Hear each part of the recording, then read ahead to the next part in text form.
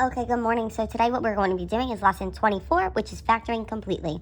So I'd like you to do the do now, questions 1, 2, and 3, and factor these expressions, and then come back to check your answers. All right, so taking a look at question number 1, I need to factor using the the GCF method. So I noticed I had a GCF of 2x squared. I factored that out, and I'm left with x to the fourth minus 36. Then question number 2, I also notice that I have a GCF, so I do my GCF of 5x. I factor that out. I'm left with x squared minus x minus 6. Number 3, I do not have a GCF there, but I do notice that it's a dots problem because I have subtraction and then I have my two perfect squares. So I make my two sets of parentheses. One's a minus, one's a plus. The square root of x to the 12th is x to the 6th. Square root of 1 is 1. So I end up with x to the 6th minus 1 times x to the 6th plus 1. So do you notice anything about the expressions that are inside of the parentheses after I factored? So I already factored here, so now I'm going to look inside my parentheses at x to the 4th minus 36. Here, I have inside my parentheses x squared minus x minus 6. Here, I notice I have x to the 6th minus 1. So there's something that you should notice about all of those. So if you're looking, once we factor, you can actually take those expressions and factor again. And this is called factoring completely. So whenever we're factoring, we're always going to first look to see if we have a GCF. And then we're going to say, after I find my GCF, can I do dots or can I do trinomial? And if you can, you need to factor it again in order to factor the expression completely. So we're always going to look for the GCF first. And like I said, if there's no GCF, then we're going to, or if there is GCF, we're going to continue to look for dots or trinomial. And if there is a GCF, we're going to examine what's in our parentheses. And then maybe we're going to factor again if it's possible to factor completely.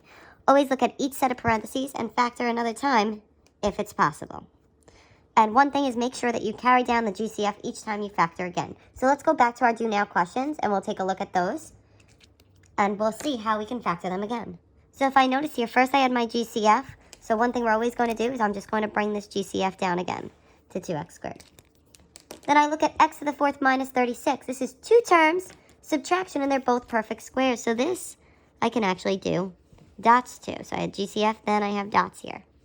So remember with dots, we have two sets of parentheses. One's a minus, one's a plus. At x to the 4th, the square root of that is x squared. And 36, the square root of that is 6. Now we look and we are finished. We can't factor anymore. Let's look at question number 2. Look inside my parentheses. I'm going to bring my GCF down, 5x. And then I notice here, this is a trinomial question. So I did GCF, now I'm going to do my trinomial. So I need my numbers to multiply to give me the negative 6 and add to give me this negative 1. So I'm going to set up my two sets of parentheses, and then I'm going to brainstorm. So what multiplies to give me negative 6 but adds to give me negative 1? So I have a negative 3 and a positive 2. Now we've factored all that we can. So we've now factored this completely.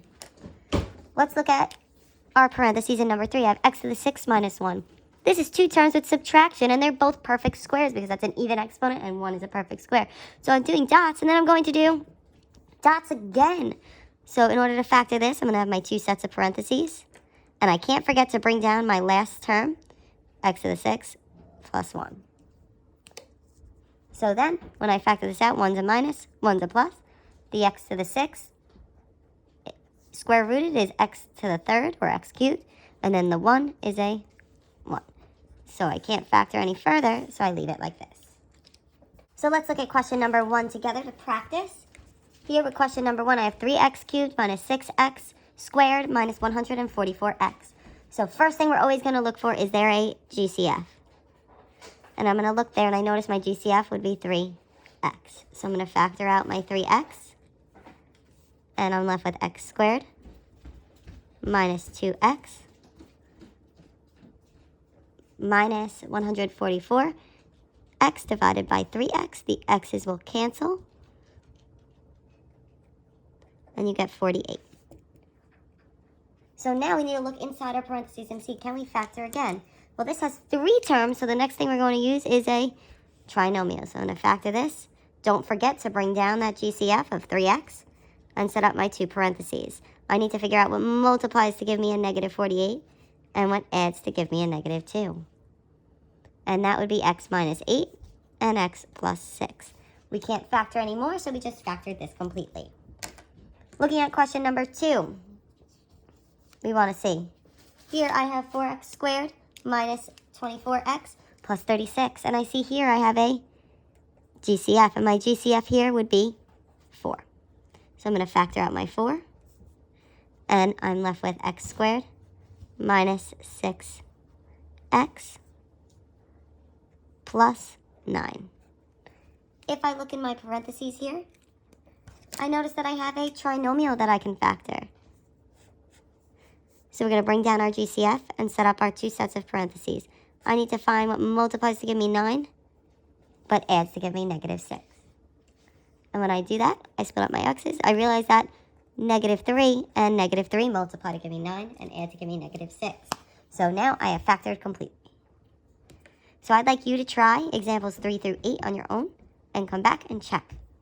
So looking at question number 3, we had to do GCF and then trinomial. And I ended up with 2x, x minus 4, x minus 4. And remember, another way you could write this would be 2x times x minus 4 squared. So then looking at number 4, we have GCF and then we have trinomial again. Number 5, there's no GCF, so then I just have to look, is there a trinomial or is there dots that I can do? And here it was trinomial, so we end up with x minus 5 times x minus 5, or we could write it as x minus 5 squared. Number 6, we have GCF, then we have trinomial. And this, we have 3x plus 4 times 3x plus 4, which could be written as 3 times x plus 4 squared.